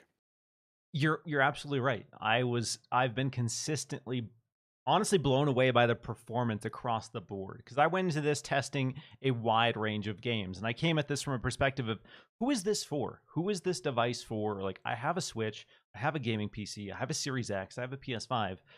Where does this fit into my life? How does this work? And like you said, being able to play games natively on this portable PC, Sea of Thieves, for example. Not only does Right. Sea of Thieves look incredible, I can run Sea of Thieves from my toilet natively at 60 frames per second. And that cannot be understated. I've played on Yep. xCloud, and while xCloud has improved and it does get better, then the latency is right now impossible to ignore for me. Like, as someone Yep. who's used to native Sea of Thieves, going and playing it remotely, I feel it. And being able to play Sea of Thieves on this, I don't feel it. There's no latency. I got my Xbox account linked to my Steam account. I can all that progress is there, and I can just go on my Yep. couch while my wife is watching something on TV, and I can play Sea of Thieves. Dark Souls 3, Dark Souls the Dream, because their Dark Souls Remastered is on Switch. You can technically play Dark Souls on Switch, but Dark Souls 3, I played it on Xbox One at launch. We're talking about poor frame pacing. Xbox Dark Souls Yeah. 3 on Xbox One. Oh my God. Oh, you're complaining about not lock 60. What about not even close to lock 30 ever? Right. That was the experience, and being able to play Dark Souls 3 and have it look better than Xbox One did at launch and have it run at 60 FPS. Yeah. You have a device that is more capable and more powerful than the Xbox One and PS4 in so many ways, and 60 FPS in almost every single game I tested was possible. So I played games that I played on Switch. Monster Hunter Rise, for example. Monster Hunter is such an amazing long-running handheld formula. I played it on Switch. I liked it. Again, I played Pokemon Legends Arceus for over 100 hours. I can deal with 30 FPS if I have to. But seeing the difference and feeling the difference between Monster Hunter Rise on Switch versus the Steam Deck, ooh. And again, it's about the games you can't play. Tales of Arise. Tales of Arise isn't on Switch. You can't play Tales of Arise on Switch. But you can open up your Steam Deck. You can play Tales of Arise at medium to high settings at 60 FPS. And Yeah. that cannot And, be it's, understated. and then like the battery life, like when you were playing Monster Hunter, and I'm like the plan is to do some real testing on battery. The reason I didn't feel the need to do it is because it has always sort of been good enough with the Steam Deck so far. The Elden Ring was the one that was the hardest on it. I got between an hour and a half to 2 hours playing Elden Ring, which doesn't sound like a lot. It's because it's one of the least optimized games for PC. I'm It's seeing the sucking trouble. that juice, yeah. Right, right. But even then, I'm like an hour and a half session with Elden Ring. Like I said this on our podcast yesterday. I think I'm the person who has played Elden Ring on the toilet more than anyone else in the world. Like I'm almost certain that is true, and it's because of this thing. And it's like and it's like so. And so it's like an hour and a half of that, like having that option is better than not having that option at all. Like that is the comparison that we should be looking at. Not like, oh well, the Switch runs longer when it's running a different game that isn't Elden Ring because Elden Ring isn't on the Switch. And the next like the important piece of this puzzle here is Steam OS and the power that Valve puts in your hands to control the experience. If battery life is way more important to you, if your commute is like 2 hours each day and an hour and a half in Elden Ring isn't enough, well, first updates to Elden Ring should improve that. It should run longer in the future. But if it doesn't, you have the quick settings button. You hit that, drop your TDP down so that the game locks in at 30. There's an option to lock the frame rate at 30. And now the system's only drawing a certain amount of power. And you will see the battery indicator tells you, now we expect this game to last 2.5 hours, 3 hours. Like you can have that control, and it's right there in a quick settings button. It's like these are options that are available on the Switch if you hack your Switch. Like you could do these things on the Switch if you hack your Switch. Having Valve trust you, say this is a gaming PC, this is a computer. You should have these powers, and not just should you have them. We know that you're coming to this thing for games, and we know that you're going to want to be able to play them portably. So, what's the most important things? Making sure you're getting the most battery life, making sure you're getting the best performance. So, here are tools to see how the game's performing, and you can just put the overlay on the screen with a couple button presses, and now you can see, are you hitting 60 frames per second if that's important to you? Well, now you can see, go mess with these other settings in the quick settings menu. to see if you can make sure that things are locking in. There's FSR at a system level to maybe get things to perform a little bit better. And it's like, oh, okay, all these things are at your fingertips, and it just feels so powerful. It's going to turn everyone who gets a Steam Deck into a power user, and it's so impressive that they trust you and they knew how important this stuff was and had it working day one. Many of these things weren't working on day -5 or something like that, but by No. day one they are now working, and it's like, this is exactly what this system needed, and it's great that the tools are right there, ready to go. Yeah, shout out to this team because we've had it for weeks and they've been doing an update every day-ish or so. They've been pumping out so many, and honestly, the UI experience early on was buggy. It was rough, it was weird, couldn't navigate the store well, couldn't navigate the operating system well, had some concerns, and then yeah, like you said, like the up until the first week, they were putting out updates every single day, and then the last Yes. few, it just got to this point where like, oh damn, everything does work now. Like everything Yep. now is snappy, it's responsive. Like you said, you have all of these controls. And their Yes. official rating is 2 to 8 hours. I could never get close to 8 hours, no matter what game. Yeah, Even I got like 6.5 to 7 in like Vampire Survivors and stuff like that. yeah, I could play stuff like Spelunky 2, and that was like, yeah, I was getting well over 6 hours. But Yeah, but uh, I think the point, you probably could get 8 if you were willing to drop it down to 30 frames per second, but 6 that's hours is a really long gaming session. Like, yeah, that's like, yeah, that's how long the Switch lasts in reality too. Like, I think the Switch OLED is rated for like 9 hours. Most games don't get 9 hours. They're gonna get like no. 7 at the most. So again, what they've achieved here is really impressive. And what I found myself surprised by was ahead of this, there was all this talk of like, oh, installing Windows on it and installing all these other things and making it this portable gaming PC. But I was so overwhelmingly impressed with Steam's default operating system that Yeah. I didn't even have any desire to do that. Once I got my hands on it and saw the work that they put into this operating system and making this device streamlined, I was like, why would I like the I mean, the selling reason point to of this install is Windows is like, oh, if I'm not getting 60 frames per second in this game, maybe it'll run better in natively in Windows, but I'm getting 60 frames per second in almost everything I try. yeah. So it is incredibly impressive. And I am kind of curious to see what the adoption rate looks like and who this is for, because there are some caveats to the portability. You cannot boot a game offline.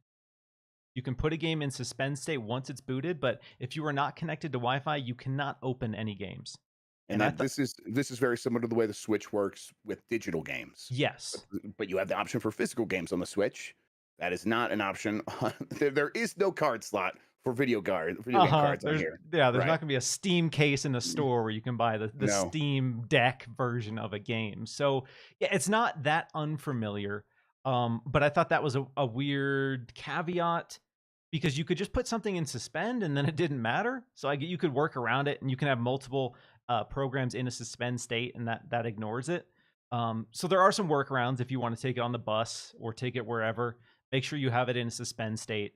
I Um, mean, what I do with my Switch is because I buy all my games digitally on the Switch, is I just connect it to my phone and I boot up games that way, and that works with this too. So mhm. it is a hurdle of digital gaming, one that I would hope Valve, which is exclusively digitally gaming, finds a solution for, finds a way to say, here, let me authenticate these 5 games. Let me have an offline library, and I have to like rotate the games in and out, but let me at least have some games that are an offline library. They should find a solution for this, because they built a portable. So it seems like part of the deal of that would be like, eventually I'm going to be in a place without internet because I bought a portable. I want to be able to play my games while camping off the grid. This system hypothetically should be able to go off the grid. So help me out there, and yeah, hopefully they find a solution. I like how the Nintendo online library works in the sense that you have 7 days. So you can just authenticate once every 7 days. I think even small things like that with the Steam Deck would go a long way to make Yeah. it. So again, if you are taking this somewhere, which this is kind of the selling point. Like you said, unless you have Jinko jeans, you're not fitting this in your pocket. That's for sure. You need a satchel, you're gonna need a backpack, you're gonna need a shoulder Yes. bag. This thing's big. I cannot understand Yeah, how big this thing and is. if you put it in the case that comes with it for a lot, I think for the 2 upper models, I don't know if the lower end comes with the case, but that case is also very bulky. So you're not going to be like putting it in your purse. Like, it's not going to probably not going to fit in most purses. So you're going to need like a dedicated like backpack that you carry stuff in. And even then, I'm not sure if it'll fit very well. So, quick shout out to the 270 people joining us. If you are digging the show, hit the like button, share it out, all that great stuff. If you're listening on podcast services, rate the show, follow the show. We're going to circle back around to Mr. Joanna Dark's question about emulation. And if you guys have any other questions, Steam Deck related, drop them in the chat. We'll try to circle back to those. I know you are a big emulation guy, and I'm excited to have you on for this. Because once upon a time, I was big into emulation. I did a lot. In my older age, if you will, I've cared a lot less about doing any sort of emulation. But I know you've been getting down and dirty. So 2 big questions here. Can you do it without any sort of changes? Can you do it just from within the Steam OS? And 2, what are the other options for emulation on Steam Deck? Yeah, so there's a lot of things to consider here. This is one of the challenges with doing the Steam Deck review, right? There are so many questions that you need to answer, and a lot of them require like a lot of effort going in and figure this stuff out. So it's like I talked a little bit about emulation in my review. Now I'm like really beginning to dig in, so I could do some more coverage based on this alone. So you got a couple options. Here's the RetroArch is just in Steam. Yes, and get that one. RetroArch is, yes. So RetroArch is a front end where you can basically download cores, which are basically the emulators, and these cores are in the DLC store on Steam, and they'll say stuff like, for a virtual helmet made by a company in the mid 90s that didn't last very long, because they can't say the word Nintendo because that's trademarked. But basically, it's for Virtual Boy, so you can get a Virtual Boy emulator, and now you just have to find a way to get games, and the way you do that is either you can try to like the way I've done. I'll just explain the way I've done. You can go to non-Steam games. There's a tab in the library on the Steam Deck, and it gives you a prompt right away. Say, would you like to install Chrome, Google Chrome? You hit yes, and then from the Steam OS interface, not even through the desktop interface, which we'll talk about in a second, you can use the navigation of the touchpads, the touch screen, the on-screen keyboard to use Chrome to go to certain sites and get stuff. Now, there are some issues with first of all, downloading ROMs is a much hairier thing than downloading emulators. So technically you want to have backups. You want to own these games. So let's say you own the game, and then now you're going to get a backup of it, and you're going to go to archive.org, which is a site that keeps a lot of this stuff. You got to keep in mind that this is still Linux, and if you were to download a 7-zip, well, it's not super easy to get a 7-zip unzipper. So what I've done is I've done a lot of the work on my PC. I've put stuff into Dropbox or OneDrive. And now I'm just logging into OneDrive from Chrome from the Steam Deck. I'm downloading these things, and then I just point the emulator at the folder where the stuff is downloading, and it just works. So that's been very good. Now, RetroArch doesn't do everything. Also, the stuff it does for 3D gaming, later 3D gaming, Dolphin, which isn't even an option in the core store on Steam right now. So you have to go get Dolphin for GameCube, and the way you do that is you boot into desktop mode, and that is just hold down the power button. And it gives you an option to say, okay, or switch to desktop. And now you have a desktop computer, like any other computer. It's running Linux. It's Arch Linux. It's Arch Linux based anyhow. And there's a little store icon on the taskbar called the Discover Store. You click on that, and at this point your on-screen keyboard won't work anymore because that's a Steam OS function. It doesn't work on the on the Arch Linux side. So if you need to use the keyboard, you're gonna have to plug one in through a dock and stuff like that. But the store is easy enough to navigate with just the touchpad that I was able to get to the applications for those emulators without having to use the keyboard at all. So I got Dolphin and Yuzu, which runs Switch games, and Zemu, which runs Xbox games. And I've downloaded those all. And now you open up Steam on the desktop side, and you say, okay, add non-Steam games. And you add all those applications. So now all those games will boot up when you're in the Steam OS side of things. And then I just do the same thing. I go to Chrome, get all my games from OneDrive. I download them to the system, and I could play NBA Street Volume 2 on Dolphin right on this thing. And emulation is now these emulators are made for Linux for the most part, so it's pretty good. But there's still some quirks. Every game's going to be different, but it seems very. And this thing's going to be very successful. The Steam Deck, relatively for a handheld computer, for a laptop even, it's probably going to sell better than most laptops. So it's going to get a lot of support. So I expect the emulation scene on this thing to just explode. I posted a tweet just say, oh, PC Gamer showed me how to do the Discover thing, and I quote tweeted it. It's got 42,000 likes. People are ready to emulate on this thing, and so I think the scene for this thing is going to blow up. And it's a year from now, there's going to be so much support. But even out of the box right now, it is very easy to get into emulators.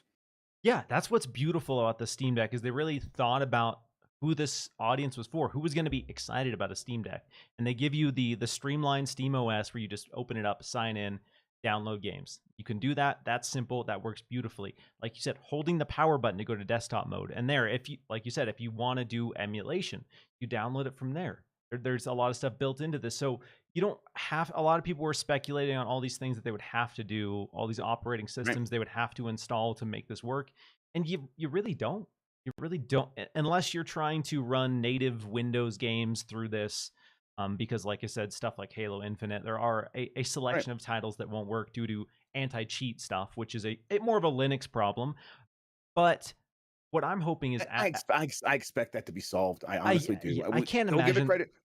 Don't buy this thing assuming these things will be solved. But I have one coming, and if it doesn't work, I'll just play Halo in some other way.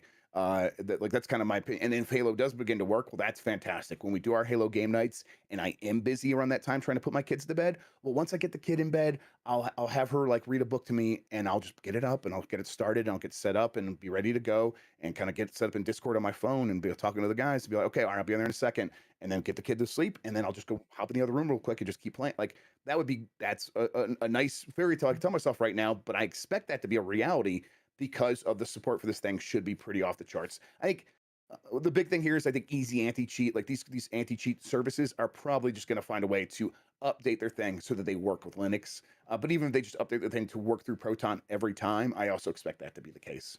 Because, like you said, if this does well, and I imagine it will do well, a lot of people will look at that and say, okay, we need to make sure games like Lost Ark, we need to make sure games like Destiny 2. There are a lot of huge Apex Legends, Destiny 2, Lost Ark, Halo Infinite. A lot of the biggest multiplayer games don't work currently, and I can't imagine that that's just okay. Well, sorry, Yeah. we can't do it. I don't imagine that developers are going to completely ignore the Steam Deck as it starts rolling out more. And again, if they can give exceptions to Proton and say, all right, we recognize that this is booting from this device. We don't have to worry Right. about cheat concerns here. Pass it through. Stuff like that is going to be huge. And there will be less caveats to the overall I portfolio. mean, aren't you more willing to buy games on Steam now because of this, right? Like, to me, I'm like having that Steam library be beefy and ready to go. I just feel like just like what happened with the Switch. Like, I was way more likely to end up buying games for the Switch than I was even for the Wii U, which had like this like quasi portability to it. Because I'm like, oh, I can take it everywhere. If I have a game ready to go, and I'm like, I feel like it's on a whim, I'm just gonna buy a game on this thing. I think that that's going to be true for most people who get into the Steam Deck, where and I've seen people say this, like, I'm getting a Steam Deck. I don't have any Steam games, but I'm gonna start buying them. I'm gonna start buying, getting into those sales. And I think once people get the portable version of this PC of Steam, it's gonna click over, and be like, okay, I'm gonna buy games. And if your game doesn't work on Steam Deck for any reason, it's gonna like you're gonna be losing out on significant sales. I think so. It's worth getting those things solved. Yeah, for me, my Switch has been like my kind of JRPG machine. I don't play nearly as many JRPGs as I once did, but every now and then I'll get the itch and I'm like, ooh, I want to see something. And, Xbox has its issues with support on the JRPG side, so a lot of those games don't come to Xbox. I'm like, well, okay, I would normally buy it on Xbox, but I can't buy it here, so I guess I'll buy it on Switch. And, playing stuff like Tales of Arise. I played Trials of Mana, which I bought on Switch. Looks fine, runs at 30 FPS fine on Switch. Playing that on the Steam Deck and having it be like max ultra settings on everything at 60 FPS, that makes me way more inclined to buy those types of titles on that device because again, not only is the performance better, but that convenience is there. And that convenience cannot be understated because you push the button like from a sleep state, you push a button like a second later you're in there, and then if you have a game in a suspend state, 1 second later you're in a game. Like that convenience that's not available on any desktop PC. I mean, You can't do Elden that. Ring. I mean, people talk about not being able to pause Elden Ring. I paused Elden Ring 150 times. Like, I paused it all Boom. the time just by hitting the suspend button right there. And it's Checkmate, not like, gamers. yeah, yeah, it's not like suspending your computer where it's like, oh, okay, I have a bunch of tabs open, and maybe maybe I have like a server thing running over here, or I gotta have Discord so I can hear those notifications. This is a gaming device. and it's meant to be a good gaming device. And if that means like, oh, like, suspend it and I don't have to worry about it, like it's made to do that. It's not, like suspending my computer just to like pause a game that I can't pause otherwise. It seems like an absurd notion to me. Doing it on here though, it just makes sense. I did it like you're saving the battery. I did it 150 times at least, and when I was playing Elden Ring. So yeah, And again, you don't realize that it's a big deal until you've experienced it. Like when Nintendo presented the Switch to us, and we were like, "What is this? What the hell is Nintendo? Why you got to be so weird all the time? Why you got to make things extra? Like nobody was asking for this device." And then you get it, and you're like, "Oh, I didn't even realize that I wanted this, and I didn't even realize that this was something that would impact the way I expect my games to play." And that's kind of what the Steam Deck does. Like PC gaming, I assume, okay, well, I got to boot up my PC, got to log into Steam, open the game here. And then again, that's first world problems. It doesn't take that long to do all of that. But that being said, having the Steam Deck an arm's reach away and being able to hit a button and then one more button, I'm in a game. yep, That's a game changer. That is a game yes, it changer. And is. that's made me way more excited about PC gaming as someone who's, again, I'm a dirty console heathen. So that's where I'm coming at. I'm not a PC elitist. I have a bunch of teammates who are like, dude, you need to get a 32 by 10 ultra wide monitor. I'm like, no. What is No, wrong it's with actually you? they're actually wrong about that, by the way, because you know what's better than 32 by 10 is 32 by 9, two 32 by 9 stacked on top of each other, which is just a regular big TV. It's just a regular big TV. Like when you think about it that way, those ultra wide screens are just kind of weird. I don't want to have to literally turn my head to look at my HUD. What is wrong with you people? But I got one right behind me, so I'm like, who am I to talk? But I would have preferred just to have a big screen that is that big, but also just like two of these stacked on top of each other. yeah, let's go. So before we move on to our final topic of the show, one overall question for you is, who is this for? And will this have widespread appeal? Do you think that the Steam Deck will catch on for a lot of people, or is this only for people who primarily play on PC and want an option to play PC games in a portable setting? I think, and I think this is what Valve believes as well, that this is for a new segment of PC gamers. This will be introducing PC gaming to a different subset of people who have different requirements for what they need to be comfortable playing games. I love my PC. I love my 3080 Ti, and honestly got a couple of really powerful gaming computers around me right here for testing all the time, and I love that. And I've spent hundreds of hours in many games on the PC sitting at the desktop, but inherently it's not the most comfortable for me because it's a mental thing a little bit where I I feel guilty really easy when I'm doing things for myself, and I want to be present in other people's lives, especially my family members. So if they are upstairs watching a TV show without me, and I know they want to like be able to share that experience with me, I feel bad to go downstairs in my little hole and play my games. I shouldn't feel that way. No one should feel that way, but I do. I can't help it. So I think that by giving people the idea, like, okay, you can have the full PC gaming experience for the most part. There are some caveats, but for the vast majority of things, and you could take that with you anywhere in your home. You could take that with you in the car. You could sit in the back of the car and on a road trip with your family and have all these things. And it's not some super expensive thing for the most elite. It starts at $400, which is a pretty close to the price, especially these days with inflation. That's pretty close to the price that like I could see myself just kind of dropping that for a kid's birthday or a kid's Christmas present and being like, hey, here is your way into PC gaming and go to town.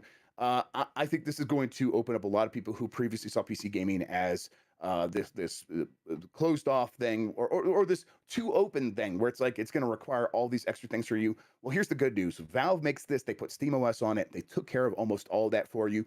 When you boot it up, the first thing you're going to see is the Steam store with all the games. It's going to be very easy to then buy one of those, excuse me, or even download one for free and start playing immediately. It's just so streamlined that I think it's going to encourage a huge number of people who previously weren't into PC gaming to get into it. Now, it doesn't mean this is not probably going to sell as much as the Switch.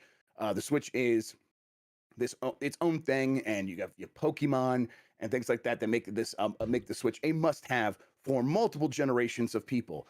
But I do think that the Steam Deck is going to continue like selling out. I think that if it were to get to a point where it showed up in Best Buy like next holiday or the holiday after that, I bet it's still going to be selling out. I think it's going to be very popular. I think when people talk about using this as an emulation box, it's going to be like the go-to emulation system. I think for a lot of people, I got people who love gaming. Like I just got a DM from Dan Reicher. It's like, tell me how to do this. Tell me how to emulate on the Steam Deck. I'm like, oh yeah. Let's figure it out. Like there's people are going to eat this thing up, and it's gonna be a very huge success, and it's going to be a new audience in addition to the people who are like, oh, I love everything PC gaming. So of course I'm also getting the Steam Deck. I absolutely agree. For me, the greatest strengths of the Steam Deck are the fact that it basically eliminates any hurdles, any learning curves for people who've been hesitant to get into Yes. PC gaming. Um, there is no hurdle. There's no barrier. You need a Steam account and you need to own games, and that is it. And then Yep. the operating system is intuitive. The user experience is intuitive. You can go straight to the store.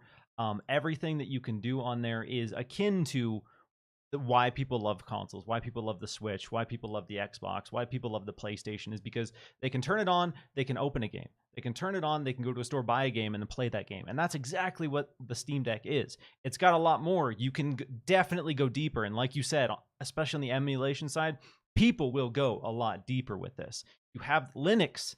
Linux is the ultimate flexible operating system. Yeah. There's a reason people swear by it. It's because you can do pretty much anything with it, and that is what this is using. So we are going to see some absolutely wild stuff in the future on Steam Deck. There's no doubt about that. But for the people who just want to buy a device and play PC games, there is literally no option that is more simple. Mhm. I agree, and it's just all of the concerns that people have like before they get one, like as people are like, oh, the battery life is low or something like that, or even it's heavy, or unwieldy and big. I think the battery life concern is completely overblown. I have battery anxiety with my phone. It feels like my phone like just drains. I have a Google Pixel 6 Pro, and I'm just like, man, this like just using this thing, just like navigating the web or something, it feels like the battery's just going and going. Like navigating like the OS on this thing, it feels like the battery would last forever. It doesn't. You can't like watch the battery thing just drain. It's a comfortable long battery life. And then once you get into a game, you're going to be able to play for at least 2 hours in the biggest, most unoptimized games. Yeah. Games that just obviously would never be able to run on the Switch, and they'll probably be running at 60 frames per second. And I think once people start getting used to that and like, oh, this is meeting my needs, that battery anxiety will go away. The size like it is big. It's absolutely big. I got used to holding it pretty quickly, but I'm like 6 feet tall. I'm a big guy. I think maybe if I were to hand this to kids, they'd be like, oh, okay, this Just over. probably isn't. Yeah, It's- they're gonna fall over or whatever. And if that's a concern, then maybe do wait because the second generation is going to be smaller. It's going to be lighter. It's probably going to be way more powerful, even because the advancements that we're getting in x86 and x64 chip design, and them going to like 4 nanometers, is going to be so efficient. But for now, the way it is right now, I'm in love with it. It is my favorite way to play PC games ever. It is so good. And I got to get to, I see a couple of people complaining about the size and the button layout. And I did, ahead of this say that I was concerned about that. But as soon as I held it, that all of that Yeah. immediately went away because I mean, it's just where my thumbs go. This Yeah. is complete. I'm just resting my thumbs naturally. They just end up on the analog sticks, and moving them here is just this light movement. It is very comfortable. I think the trackpads, you're going to be using them less, so you have to bend your thumb, and that's a little bit less comfortable. But you're going to be using them less. Now, I think if you are going to be playing a game for a really long time where you have to focus on using these, I think that might be a little bit of an issue. But I haven't really experienced that yet, so I'm just kind of extrapolating maybe. But holding it like this, it is super comfortable. I thought that I would be so uninterested in the trackpads, and I thought that that was just such an unnecessary addition to it. And I thought that the only reason they even put it in there was because they had to, due to compatibility. They wanted to ensure the widest spread of games would work with it. That being said, after playing stuff like Sea of Thieves and having that fine tune, because I'm a console heathen. I love a controller. I prefer a controller, but I also understand that precision aiming, it just isn't as good on a controller. Generally speaking, being able to have the controller experience with that trackpad and get those subtle little aim adjustments on Sea of Thieves, it made me want Xbox and PlayStation to think about that when they are designing their next controller. Like the next Elite, if they could incorporate a like sleek little trackpad with that precision. Yeah, Ooh. Ooh. I agree. That would be nice. All right, Jeff. Final topic of the show today is the future of gaming subscription services. On your excellent show, Grubb Snacks, this week, you talked a little bit about PlayStation Spartacus, which has been the rumored upcoming subscription service for PlayStation that is quote unquote supposed to be an answer to Xbox Game Pass in a lot of ways. We got some new details about what this could potentially be. Three-tier system ranging from $10 to $16. $10 version essentially being kind of what we know PS Now. Use it to play online, use it to get your monthly games. Retro offerings, a lot of different offerings there. So now that you have more information about the PlayStation Spartacus subscription and what it could potentially launch as, are you excited about it? Does what PlayStation is building here get you excited to buy in? I'm probably going to be like on the like a little bit on the fence in my head, but I'm going to absolutely still probably get the $16 per month plan. It's kind of how it feels like it's going to break. Where I'm gonna want to see what those classic games are. I'm gonna want to have those options on my PlayStation. I think game trials is a very good idea. Actually, now it's obviously not as good as getting full games, and there is Mike Minotti on our podcast said, I was like saying, like, I think this most people actually just try the games on Game Pass, and then they're like, oh, this isn't for me. I didn't spend any money on it, so I don't feel bad about like I have to keep playing it. And Mike's like, yeah, there people do that, but when you tell them like they only get a game trial, there's this mental hurdle, and people like actually really don't like being told, oh, you only get a trial, even if they really were only going to try the game on Game Pass. So I'm like, okay, that's a good point, but I still think like for Sony trying to navigate this and figure out what it looks like without putting their games on Game Pass or on Spartacus day one. That's a pretty good sort of threading of the needle. But I don't know. It still doesn't feel all that game changing. It doesn't feel like it's going to change the narrative. This is still going to just be PlayStation. It's still going to be, hey, Game Pass is the subscription service of the future, and also Sony has something like that's what it feels like. It's going to break down to. And yet, I think if you are someone who is in the PlayStation ecosystem, I kind of couldn't imagine at least getting like the $13 tier and having that library of games just at your fingertips. That's 300 games you could download and just play natively on your system. Like that seems pretty good. And then if you're paying $13 a month, why wouldn't you just pay $16 a month, an extra $3? What is that? A cup of coffee? Why wouldn't you just do that? It's kind of I think how a lot of people are going to end up in that $16 tier. And for Sony, that's exactly what they're looking for. They are just looking to make more money from their subscription services, getting more people in and having them spend a little bit more money per month. Because they make a lot of money from subscription services already. PlayStation Plus is very successful. It is the reason why they are making so much money, even though they're going through a console generation transition, which previously would have cost them to lose a lot of money. As much money as Sony's made in the past, they've lost most of it in the years when they launched new systems. They've changed that this generation because of PlayStation Plus and services and selling microtransactions. And now they know that is their future of profitability. And so they are doubling down and trying to figure out ways to make that service as appealing as possible.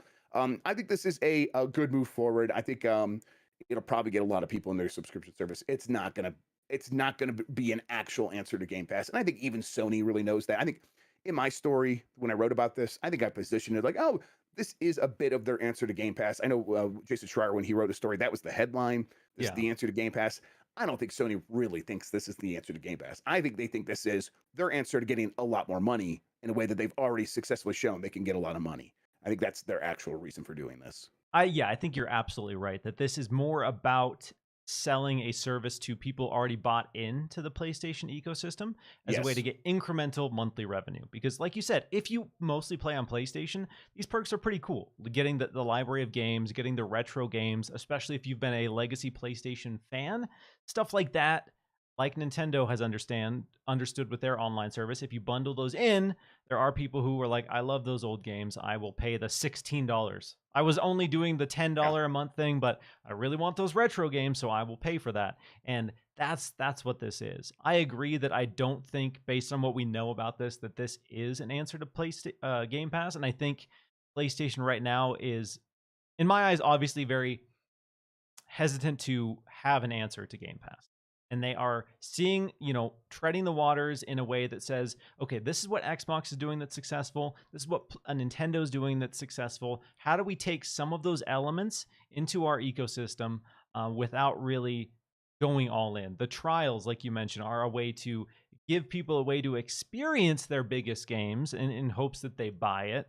But it's not a transformative service in any way like Game Pass, where the biggest games from that platform are there day one. And again, I don't think there's inherently a problem. I've seen a lot of people say that trials are dumb or bad or whatever, and it is weird. It is weird that when you see what the competition is doing and you see that the competition is being praised constantly for this, constantly. Like Game Pass is such a big headline all of the time, and then you say, "But we'll do trials. We're gonna do something a little." It's kind of like Nintendo. Like, we know it works, but we're gonna do something a little different. We're gonna do our own thing, and people are gonna complain. Some people are gonna buy in, and it's gonna be in this weird middle ground, I think. So I'm curious to see how it lands. I have a PlayStation 5. I have PlayStation Plus. I will be curious to see what the retro library looks like. I am a sucker for games like Ape Escape. If they hit me with all the Ape Escapes in there, all the Twisted Metals, it's gonna be tough. It's gonna be tough for me to tell my stupid small brain to be like, you don't need this, dude. You won't even play these. Yep. But Same. that's just where I'm sorry. I'm being honest with myself, and I'm being honest with Same. all of you. I did the I'm same gonna with. I'm gonna be the same way. I I'm gonna get paid. those. I'm gonna get the thing because I'm like, oh, old games. I like old games, and that's gonna be it. I'm just gonna get it for sure. I did the same thing with the Switch Online, the Nintendo 64 one, and I've barely touched it. If I'm Yeah, being same. honest with You know, myself. I got a day one. Got a Yeah. day one, and I haven't touched it much either. Yeah. So I get it. You can call me a clown all you want, because I am. I shouldn't have bought it, but I did. I did, okay. And I bought the family version because I had upgraded to the family version because my wife wanted to play some Animal Crossing with her friends. You're paying that real money. Uh-huh. So yeah, I'm just burning money, all right? I'm just throwing money at retro shit. Yeah, but now you control like family plans, and like you could like let people come to you and beg for like the family, like, yes, I'll let you into my family and stuff like that. Right, So you yeah. can become the head of a family. Yeah, all right. Yeah, Welcome congratulations. to the $20. $20, I'll get you in my family plan, all right? Let me know. Hit me a DM if you want part in. Got to supplement those costs here. All right, so one more question on the future of this, because we've heard Gabe Newell talk about working with Microsoft to get Xbox Game Pass onto Steam. I want to know what the dream subscription service looks like for Jeff Grubb. If Xbox, Nintendo, or PlayStation was to deliver the ultimate gaming subscription, what would that be for you? Yeah, I mean, I've honestly, I mean, right now I feel like Game Pass is pretty close to what I want from a subscription service. So I don't know, and I feel like it's going to be pretty hard for a lot of other companies to match that. I mean, whether that's because it's expensive or because they don't want to disrupt the business models that they already have. Like, Valve has a business model they're very happy with, selling people games. And for them, like, they're the one on PC that feels like they could maybe do a PC Game Pass competitor and really like take the day. But do they have the sort of vigor to make that happen? I don't think so. At least not anytime soon. Not until their business is threatened, and that doesn't seem like that's going to happen. So I don't know, if I wanted like a dream subscription, it would probably just be if Game Pass were replicated across Nintendo and PlayStation and Sony and Steam, and where you just get all of their big games. If I got all the big games from Nintendo through a subscription service, I would absolutely do that, and also have all of their old games. Like, I should just be able to have the entire library of Nintendo stuff. Like, this, why this isn't already a thing is absurd. Like, this should just be the way it works. That should be what Nintendo Switch Online actually is, instead of just like these small little options here and there. But I get it. They're dealing with licensing rights. I don't know. The reality is just so humdrum compared to what we could imagine that I feel kind of sad trying to like think of like, oh, what if I could have anything? What would I want? It's like, yeah, it is what it is. I know the reality is so boring and complicated, Yeah. and there's a lot of people don't understand, like with Xbox backwards compatibility and all the work that goes into like bringing this obscure game onto a modern console for it to be able to be sold. There's so much that goes into that, and for us, yeah, we want it. We don't really understand how boring and how much work and how many teams are involved just to get that. And again, I want to play all these obscure games, and I would love that. Xbox Game Pass, I think, is the closest thing we have to the perfect subscription. For me, all I want is if Xbox took that and they gave me a way to incorporate Steam Remote Play together. If Xbox Game Pass Ultimate said you can play local games online with your friends under this subscription service, that's it. That's all I need. Like, I don't. Steam doesn't even charge for that. Like, that's something you can just do on Steam. Even the Steam Deck. I tested Steam Remote Play together on Steam Deck. It works. I could boot up. I could boot up Secret of Mana on my Steam Deck. Invite my buddy to play it on Steam, and we're golden. We're going, dude. And that's my constant complaint of Microsoft right now, is that they are a company with a huge cloud infrastructure, a company with a huge online gaming infrastructure, and the fact that Nintendo is doing something that they aren't, I think it's weird. A little bit weird to me. Yes, agreed. And I think that's it, Jeff. I think you and I have both deserved a nice, long, relaxing weekend. So we are going to wrap up today's episode of Xbox Chaturdays. To all the amazing people who tuned in, despite Elden Ring being out. I'm surprised by the turnout because, like we talked about, tuning in, everybody. Yeah. Everyone's playing Elden Ring, and I get it. I'm going to be playing Elden Ring as soon as we're done here. Jeff, thanks so much for taking the time to hang out, man. I know you're doing Spawn Wave later tonight, so you're a busy man. Appreciate you taking the time out of your day. And one more time for these lovely folks, where can they get a hold of you? You know, the thing is, if you want to hang out, if you want to like spend time, in the Jeff Grubb universe, just join the discord.gg/gamemess. We got a bunch of channels in there that are always populated to talk about anything. We got I should make that Elden Ring channel. We should make a public Elden Ring channel. Oh yes, we had our secret one. We had our secret Elden Ring channel. Yeah, when we were reviewing it. Yeah. You should come out hanging out there. We do game days. I think we're doing a Mario Kart tournament today. I haven't had a chance to get in there and play, but I know that there's a Mario Kart tournament happening right now. If you want to get in there and play with us, it's going all day. So go make that happen. That's the best thing to do. I appreciate it. Appreciate you, Jeff. Thanks, that is going to be it for today's episode of Xbox Chaturdays. Have a fantastic weekend, and send me those Elden Ring screenshots on Twitter. I want to see how you dying out there. Yeah. All right, take care, everybody.